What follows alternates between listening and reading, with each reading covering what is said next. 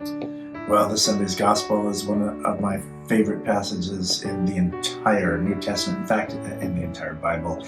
It's John 4. It's the story of the Samaritan woman at the well who comes out and finds Jesus by himself, hot and tired.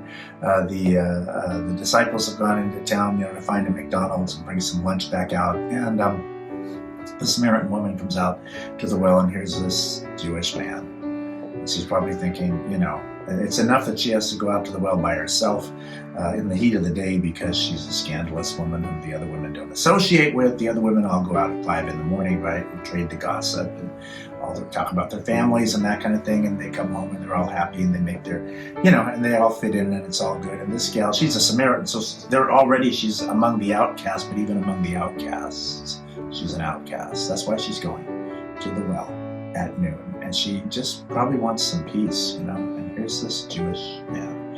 She's like, okay, whatever. And she, goes to get her water, and he said, give me a drink. And thus begins, she's astonished, and absolutely astonished. How can you, a Jewish man, ask me, a Samaritan woman, for a drink? Because she would have had a little cup attached to a chain to her water jar that she could take a drink of water from if she got hot walking home, right? So this is a Samaritan cup. Samaritan lips would have touched the cooties. The Jewish prejudice against the Samaritans was just so strong. Jesus breaks it in that moment and invites the woman into a conversation that is the longest conversation in the New Testament. And John's only giving us the bullet points. It's an amazing conversation. He leads her into deep water, and his thirst for the water, yes, the physical water, but his real thirst is for her faith, which is so deep. So deep. It's no accident that this encounter happens at a well, and a deep well at that, the well of Jacob. And Jesus respects the woman, gives her so much dignity, gives her so much space just to be herself, that deep into the conversation, when he reveals to her her past, 5 husbands, and the one she lives with now is not her husband, she is able not to, rise up in anger or embarrassment or slink away or whatever. Instead, she draws closer. She says, all right, I can see you are a prophet. Where do I go to worship God? The Jews say Jerusalem, we as Samaritans say here on Mount Gerizim. And then the conversation continues. It goes even deeper.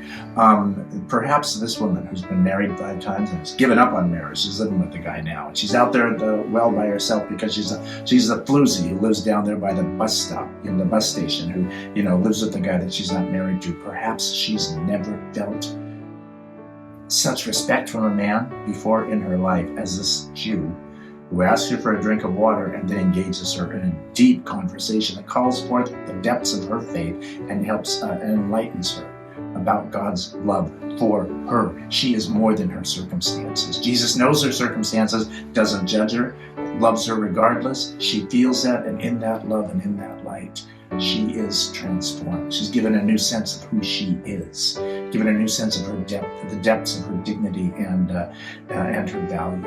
And she becomes an apostle to her own people. Come and meet a man who told me everything I've ever done. He's out by the well. I think he's the Messiah. Jesus stays there 2 days, and the town is converted. The Samaritan woman at the well. That's the bullet point homily for the 3rd Sunday of Lent, Cycle A. As I say, one of my favorite passages in Scripture. Read it yourself.